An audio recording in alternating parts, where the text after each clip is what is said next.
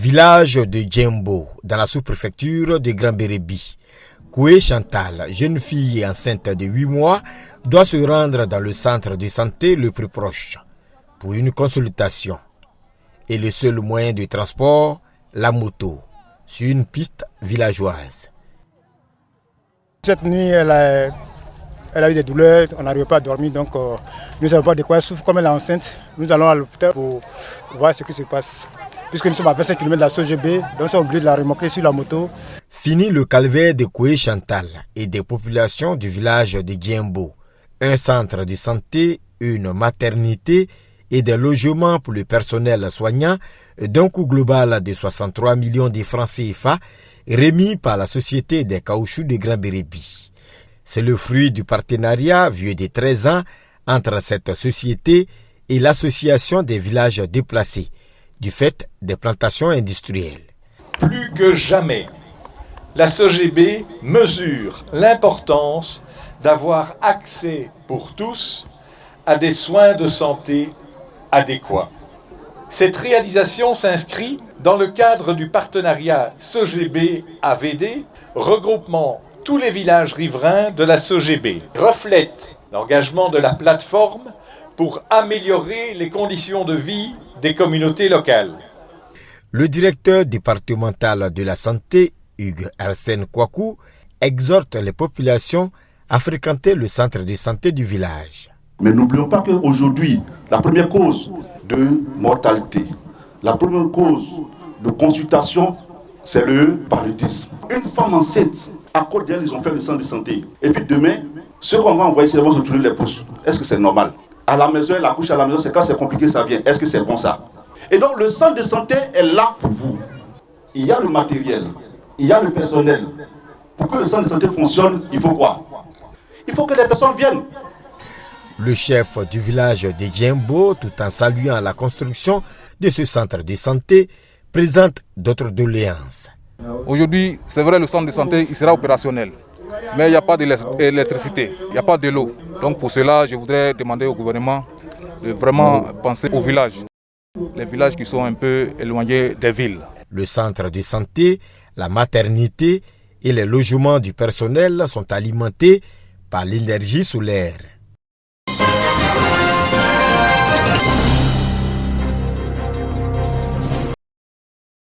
La consommation de riz en Côte d'Ivoire est estimée à 1 300 000 tonnes de riz blanchi par an, soit 58 kg par an et par habitant. La production annuelle est de 600 000 tonnes de riz blanchi pour des besoins estimés à 1 500 000. Pour combler ce déficit, des actions sont menées sur le terrain. Ainsi, à Dabakala, région du Yambol, un village sémencier a vu le jour. Initiative d'une société privée pour appuyer les actions du gouvernement en matière d'autosuffisance alimentaire. L'activité bénéficie des projets PUR, programme d'urgence riz et Coris, pour contribuer à l'amélioration de la sémence et de la production.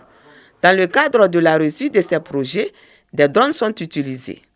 Aujourd'hui, avec ce drone, les producteurs sauront quelles sont les difficultés auxquelles les champs sont confrontés, que ce soit les champs semenciers, les champs de production, maladies, insectes, etc. Tout ça, ça sera visible à travers les cartes qui vont sortir des drones. Mais au-delà de ça, même on va préparer la commercialisation. Donc, le village semencier de Dabakala se lance dans ce qu'on appelle l'agriculture de précision. Nous sommes dans une chaîne et la base, ce sont les producteurs. Et donc, il faudrait que les producteurs comprennent le sens, l'utilité de ce projet. Non seulement cela aura des retombées pour ces producteurs, c'est-à-dire de façon économique. Notre approche est être disponible avec les semences long terme et à résoudre d'autres problèmes à la fois.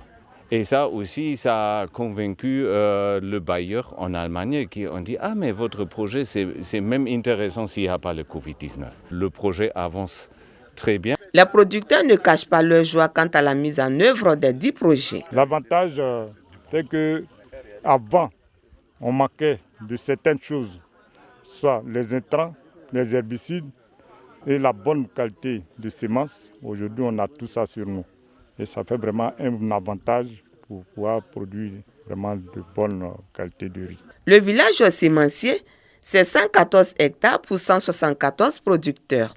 Le projet Coris vise à produire 1 million de tonnes de riz paddy, dont 600 000 tonnes blanchies. La Côte d'Ivoire dépense chaque année environ 500 milliards de francs CFA dans l'importation du riz.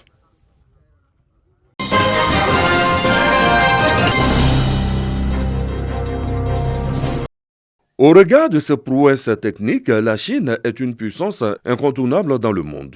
La connaissance de sa langue est donc une opportunité. C'est en connaissant l'autre qu'on peut favoriser le bien vivre ensemble.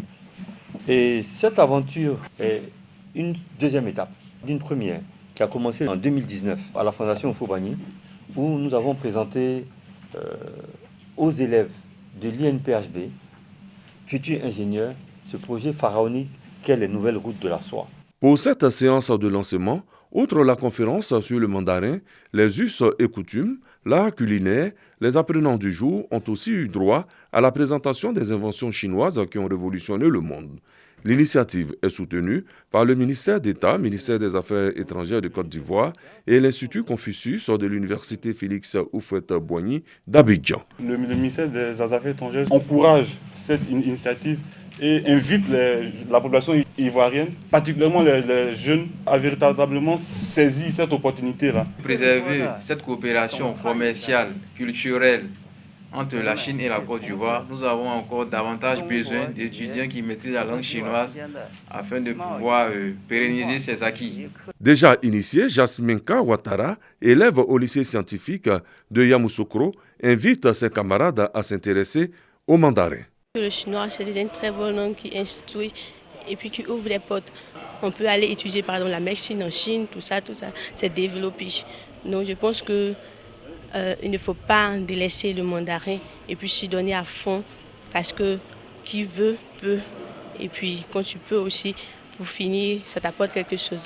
L'Association pour la sauvegarde et la promotion de la pensée d'El Hadj Boubacar Gambi Sako est depuis plusieurs années engagée dans le dialogue des cultures et des civilisations entre les peuples pour le progrès et le développement. Déjà à son actif en Côte d'Ivoire, de nombreuses actions dans ce domaine, dont la promotion du projet des nouvelles routes de la soie présenté en 2019 à Yamoussoukro. El Hadj Boubacar Gambi Sako, le sage de Trècheville, dont les œuvres inspirent, est un ancien compagnon de Félix Houphouët-Boigny. Sa pensée philosophique s'articule autour de l'humanisme, du dialogue entre les hommes, les religions et les peuples.